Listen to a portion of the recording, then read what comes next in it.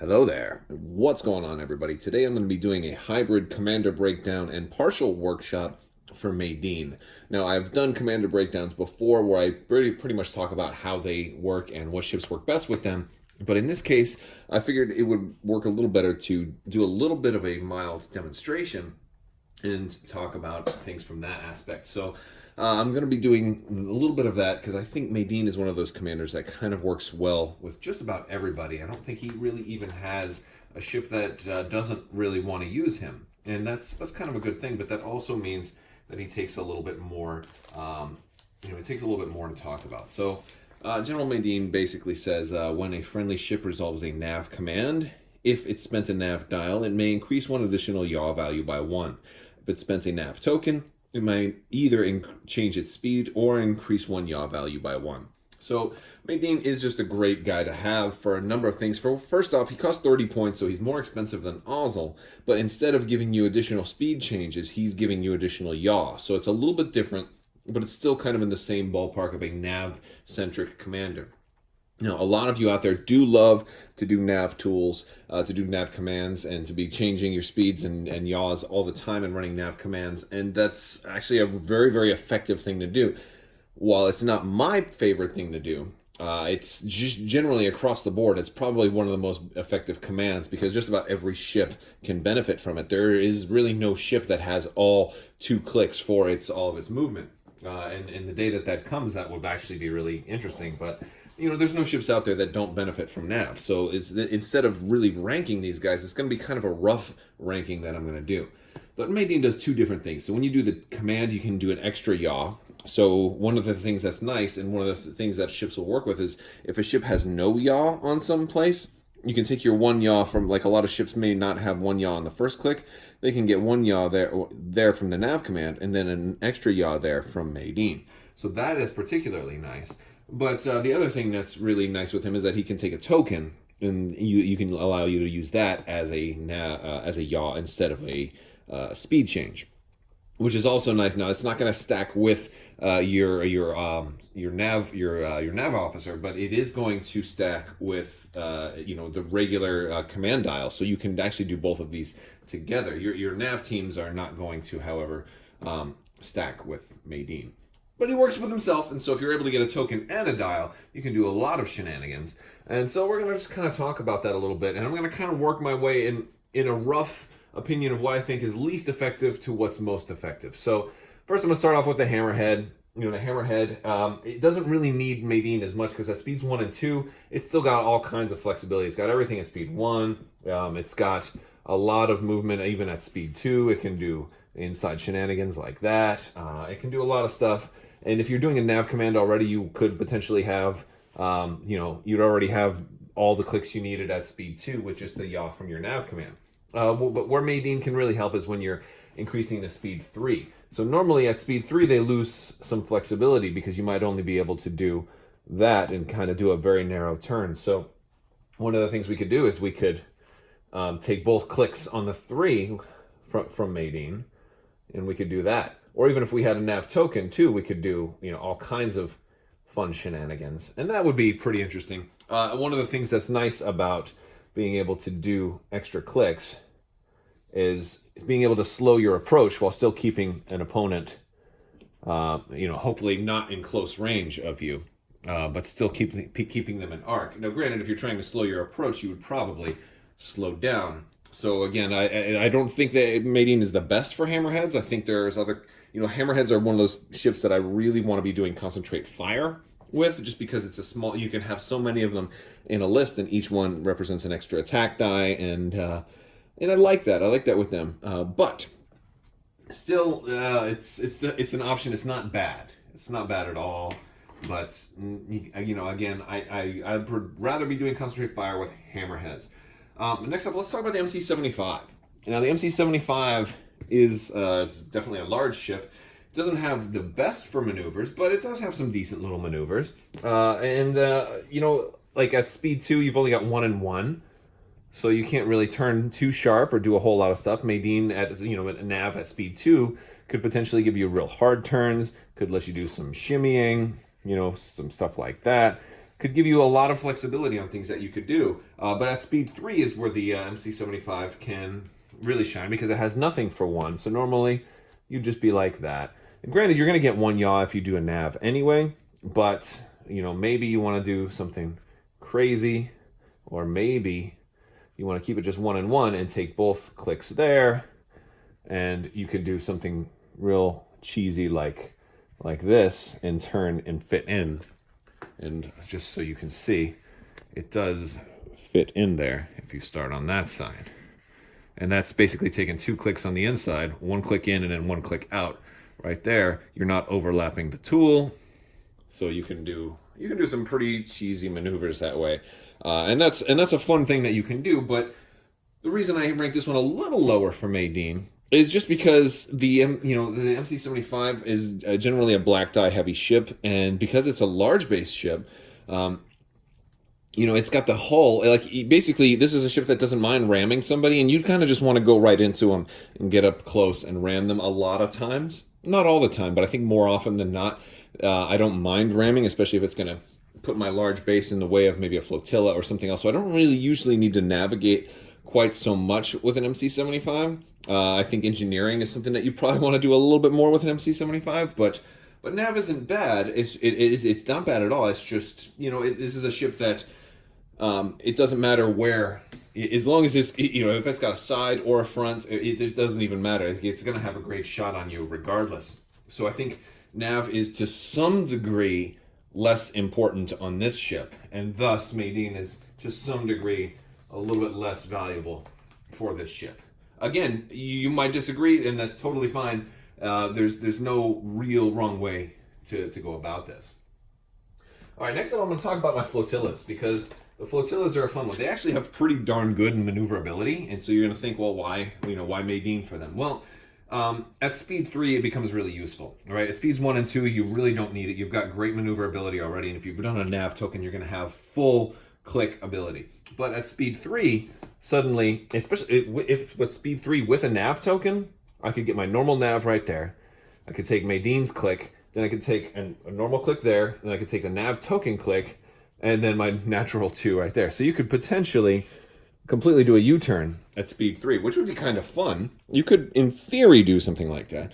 But while I don't think that's too common of an occurrence, I think more than likely, one of these guys with CommsNet is going to be passing tokens out to other folks, and that token can be used for an extra yaw. So while this guy isn't going to personally benefit from as much, GR75 with CommsNet is going to be benefiting your fleet with those tokens for Madine, so they don't have to nav, or they can nav with the token and get all the extra benefit from that.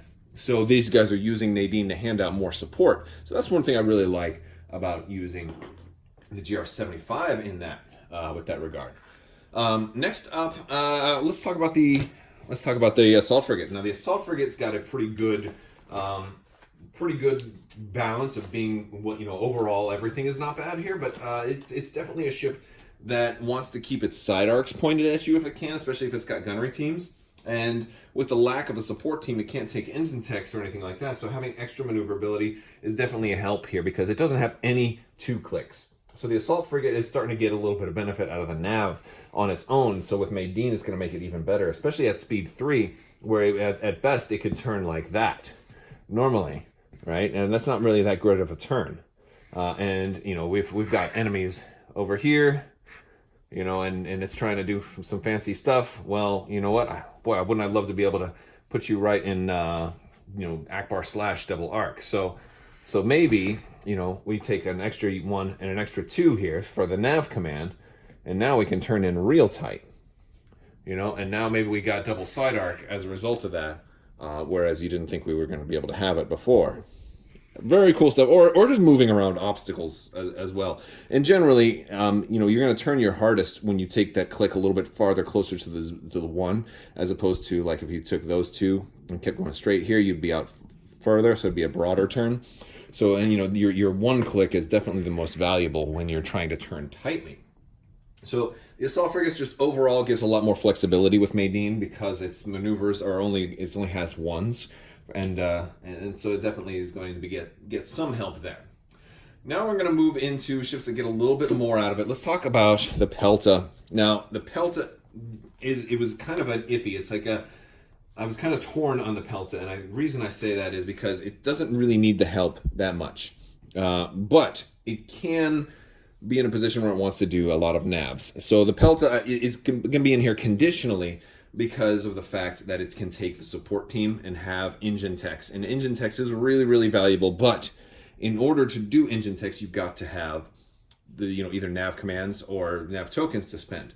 The reason that that's harder on a ship like this is because this guy's usually going to be running your fleet command, and you're going to be you're going to be spending your tokens. You're going to either spend your command to get tokens that you're going to dish out for your upgrade, or you're going to be doing something else. And honestly, your dial's already good. At speed 1, you don't need this, but at speed 2 is where you're going to need to be doing it. Now, here's the thing. At speed 2, you can get benefit out of here. And if you're going to be using Madine and engine techs on this ship, you're going to be at speed 2. So now all of a sudden you go from, oh, I'm slow and I've only got 1 and 1. I can only do that, right? This is without Madine, right? And that's okay. And then without Madine, maybe I just take this ship and I run it as I'm going to take concentrate fire tokens and give out concentrate fire commands or something like that. But now if I put engine techs on it and have Madine, now all of a sudden I have my nav command that I did. So now I can turn tighter. Now I can turn tighter there for the Madine command. So now I can turn that tight. And since I did nav, I can do a 1-speed maneuver, which my 1-speed gives me 2 clicks. So now I can turn, first off, now I've upgraded to speed 3 through engine techs effectively. And now I've got 2 clicks everywhere. So I can do things like that. Or I can do things like 1, 2, 3, 4, 5, 6. I can do one of these. There's a lot of fancy maneuvers that you can do, and it gives you so much flexibility when you're trying to, especially if you're trying to get close. You don't want to ram, because a lot of times these will be flagships. Although if you're running it this way, maybe you're not. Maybe you're running it as a black dice heavy ship to try to. Maybe you're running rebel ordnance list. It can work that way.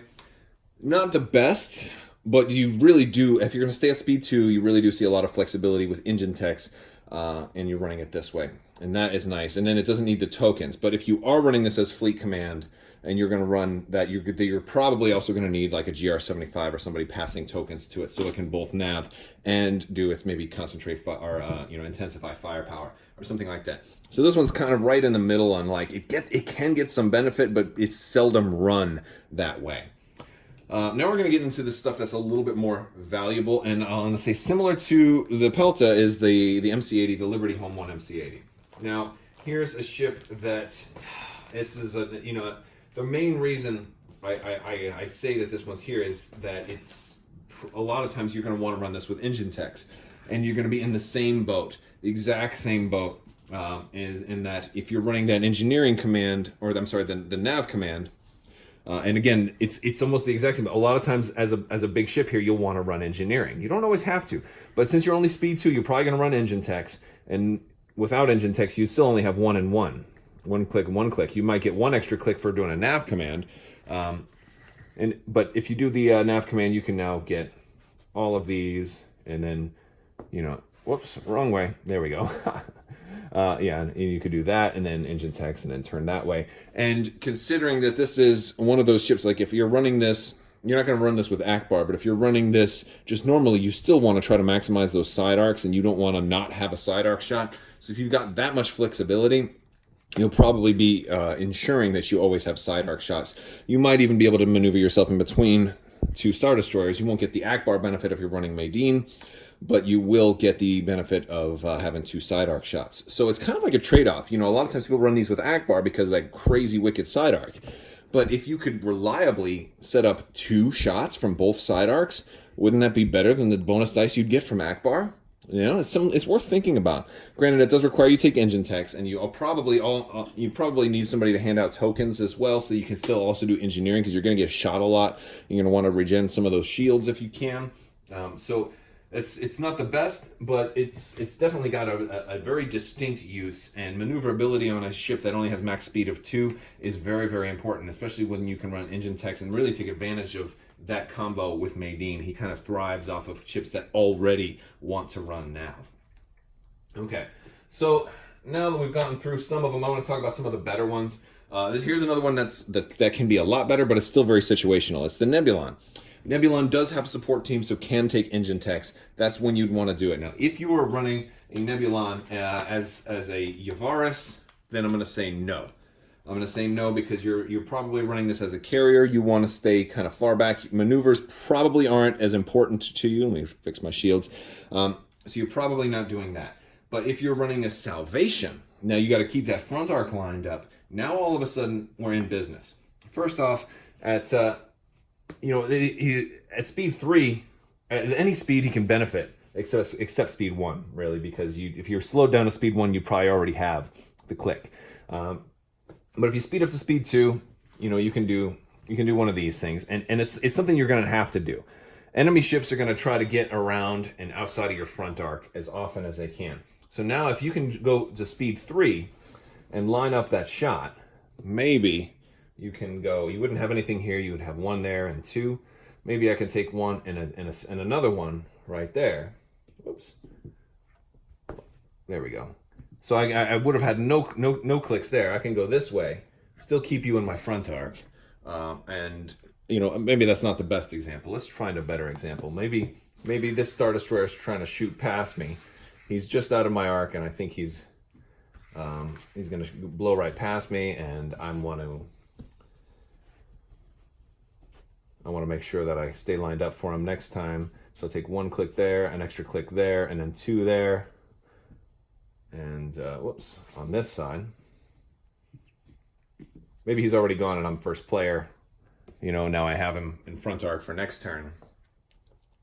And I avoid the bump that way too. And just the flexibility that you get can be really nice. And of course you can engine text too. So if you're farther away and maybe you're going up against more nimble targets, you can potentially get 2 clicks, 1 click, 2 clicks. You can even, if you have a nav token, you could get all 3. You could do that, and then engine text and get your extra. And then you could do it from the other side for engine text, and just say, now I'm in perfect position to have you in front arc for next turn. So a lot of flexibility that Madine's going to give to a Nebulon, but I think it's got it doesn't have to have engine text. It kind of works with or without. But if you're going to do that, you probably want a support refit that's probably running something like Salvation or just focusing on that front arc, because the extra yaw is really going to help you line up that narrow front arc. All right, next up, we're going to talk about the CR90. Now, the CR90 is in the upper tier, but I put it at the bottom of the upper tier because while it's got a lot of room that Madine can help it, it really doesn't need that much help, except at higher speeds. Now, this is already the fastest ship in the game. It's got a natural speed 4 and can take engine text, so it can already go effectively speed 5. It can already go up to there and then plus 1 more. All right, and it's already got a great amount of its final maneuver is all a 2 everywhere, so it doesn't start to need Madine until it gets to speed 3 or 4. And so that's like, well, I didn't really need that, but it's not bad. But what's really cool is just the incredible shenanigans you can do here with this if you really wanted to. So let's just say I am at long range. Here, let's get our handy dandy maneuver tool. I kind of like this example here of going for maybe a TRC CR90 with engine text, right? Let's say I'm just barely at long range and I'm shooting and I get to, get that 2 red on you with turbo laser reroute circuits, and I put a dent in your shields, and now it's my turn to go. Well, if I'm at max speed or even speed 3 or whatever, I'm going to be in black die range next turn. Well, that's terrible. Well, let's see what we can manage with Madine if we're at speed 4 with a nav command. So we can first off, we had nothing here before. So we can increase from 0 to 2 with Madine. If we had a token, we can increase from here from 0 to 2. And then we can go 1 there, and then we can turn that way. So now we've gone all the way this way. And now we can, since we naved, we can turn back around that way. And now suddenly, we're actually beyond range 1. I'm sorry, beyond range 3. And then when that ship moves, they're not going to have a shot on us. And then we'll be able to take another shot on them. So there's a lot of shenanigans you can do with Madine, with the CR90. If you really want to play keep away, and the thing is, if you have lots of CR90s, they can all do that. Granted, it doesn't need the help, but it's fun, and you can definitely try and play keep away with some things like that. Now, it's going to be harder to get a token on them every turn, so you're probably not always going to have the token. But one of the things, what you'll be more likely to be able to do is 1, 2, 3, 4, 5, 6, and then move in 2 more that way, which is still, well, I didn't line it up beforehand. That might still be long range, but you can just keep doing that and like circular strafing around your target, and then that's pretty nasty. And that will mean you won't be able to concentrate fire, but if you've got turbo laser reroute circuits, you're at least going to get one pretty good shot each turn. All right, that's the CR90. Let's talk about one of my favorite ships, the MC-80. Now, the MC-80, this is the Liberty MC-80, has a really bad section of maneuvering. You've got only one on the one, you've got only one, you don't have 2 clicks anywhere. So you've got a 1, then you've got a blank on speed 2, and you've got a blank on speed 3. And that's where Madine's really going to shine. Because normally, you could only do something like 1 and 1. You could only turn like that much, right? So not very maneuverable. Maybe you could go that way, kind of strafe a little bit. But here's a ship that not only does Madine help it with flexibility, but I think is a ship that really needs the help, because this ship is all about the front arc. It has a fairly wide front arc, fairly wide, but it's all about that front arc. If they manage to arc dodge you, you're totally out of luck. So being able to turn this middle to a 2 is just so good, because now all of a sudden, I can do a real hard turn like that. Or maybe I get a token passed to me, which is definitely possible, and now I can do 2, 2, 1 like that. And then this ship also, by the way, that I mentioned, they can take engine techs because they have the support team.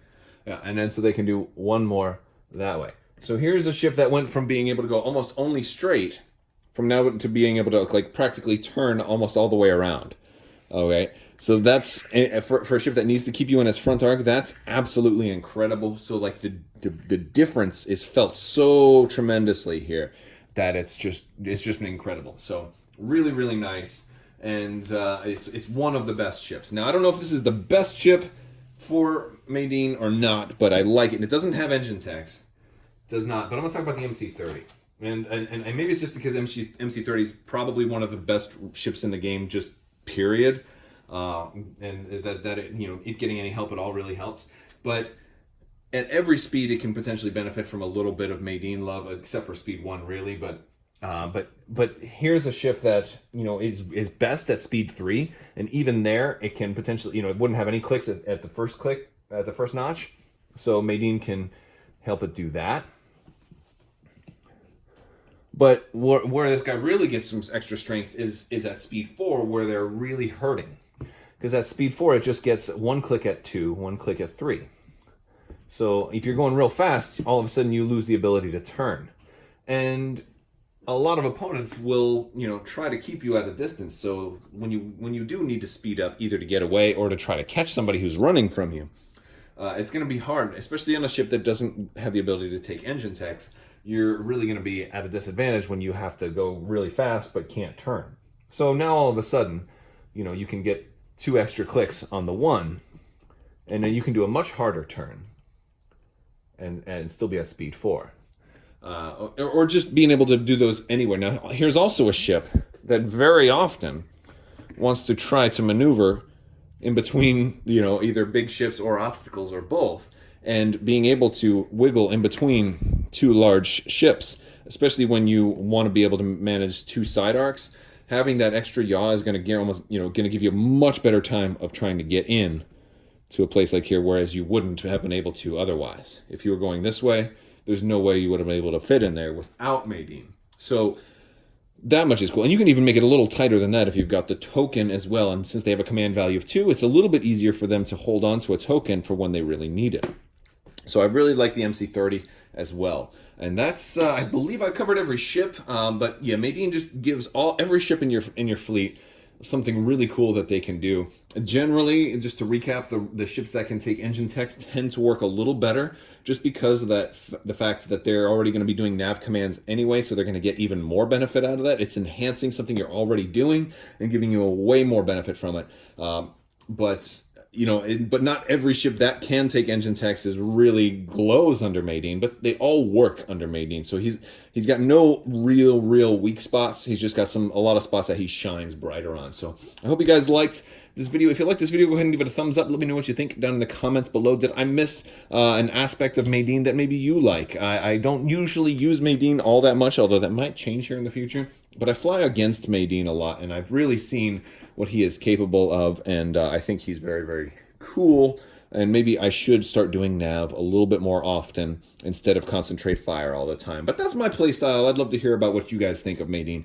Don't forget to go ahead and like this video, leave a comment, subscribe, enter to win that Superstar Destroyer giveaway. And I want to thank you guys so much for watching, and have a great day.